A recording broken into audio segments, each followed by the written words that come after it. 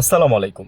জুলাই সনদ নিয়ে বেইমানি করলে টিকবেন না বেশি দিন। কারণ হচ্ছে কি জানেন, এটা তাজা রক্তের উপর দিয়ে আপনার এই জেনারেশন প্রাণ দিয়ে গেছে। এই জেনারেশন জেনজি বলেন, তারা দিয়ে গেছে প্রাণ। তাদের রক্তের উপর দিয়ে আপনারা ক্ষমতায় আসছেন, তাদের রক্তের উপর দিয়ে আপনারা জুলাই সনদে স্বাক্ষর না করে আপনারা সরকার গঠন করছেন। আপনারা বলতেছেন যে মানে কিভাবে আপনারা জিনিসটা মানে করলেন, জাস্ট মানে লজ্জাও লাগলো না? আমি শুনছিলাম যে যে মানুষের নাকি লজ্জা নাই সে নাকি আর মানুষ থাকে না। মানুষ লজ্জা থাকতে হয়, মানুষ মাত্রই লজ্জা থাকতে হবে। লজ্জা না থাকলে আপনারা কোনো মানুষের পর্যায়ে পড়েন না। ঠিক আছে, যে আপনারা যারা এই কাজগুলো করতেছেন আপনাদের আসলে লজ্জা নাই। আপনাদের চক্ষু লজ্জা বলতে একটা বিষয় থাকে, আপনাদের সেই জিনিসগুলো নাই।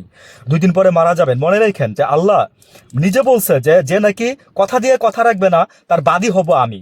হাসরের ময়দানে তার বাদী আমি হব। ঠিক আছে, তো তারেক রহমান সাহেব কি মুসলিম না? মানে সালাউদ্দিন সাহেবরা কি মুসলিম না? আমি জানি না। তারা মানে আমার জানা মতে মুসলিম, বাট তারা যদি মুসলিম হয়ে থাকে তারা কি কোরআন শরীফ পড়েন নাই কখনো? তারা কি কোরআন শরীফের মানে বুঝে নাই? ঠিক আছে, বললে এভাবে বলতে হয়। ওই যে আমি বলছি যে আমি আমি আসলে কথা বলতে গেলে আমি মানে হাইপার হয়ে যাই, দ্যাটস ওয়াই আমি এগুলো নিয়ে কথা বলি না, খুব কমই কথা বলি। কিন্তু মাঝে মাঝে যখন মানে আর নিতে পারি না তখন একটু বলি এখানে এসে। তো এই যে জিনিসগুলো আপনারা বুঝে, আপনারা বুঝার লোক হয়ে আপনারা এই যে কাজগুলো করতেছেন, আপনারা বাংলাদেশের মানুষকে ওয়াদা দিয়ে আসছেন, আপনারা বাংলাদেশের মানুষের সাথে এখন ধোকা দিতেছেন। আপনারা এই 18 কোটি মানুষকে এখন ধোকা দিতেছেন। আপনারা কিছু সংখ্যক মানুষ বাদ দিয়ে এখান থেকে পার্সেন্টেজ আপনারা ধোকা দিতেছেন। জামাতের আমির এখন পর্যন্ত ধৈর্যের পরিচয় দিচ্ছে। নাহিদ ইসলাম বলছে যে জুলাইয়ের জন্য আবার প্রস্তুত হন। এই যে সামনে আবার জুলাই আসতেছ, সার্জিস বলছে জুলাইয়ের জন্য আবার প্রস্তুত হন। আমার মনে হয় এই জুলাই আবার আরেকটা জুলাই হবে, দেখেন। সেদিন বিএনপি আর টিকতেও পারবেন না। মানে আপনারা দেখেও যদি না শিখেন, দেখেও যদি না বুঝেন, আমরা আপনাদের শত্রু না ভাই। আমরা আপনাদেরকে বুঝাচ্ছি, অবশ্য আপনাদেরকে বুঝাইও লাভ নাই। কারণ হচ্ছে কি জানেন, আপনারা আমাদের চেয়ে অনেক বেশি বুঝেন। ঠিক আছে, আমার আম্মার মতো বেশি বুঝেন। আমি এখানে বললাম আর কি কথাটা।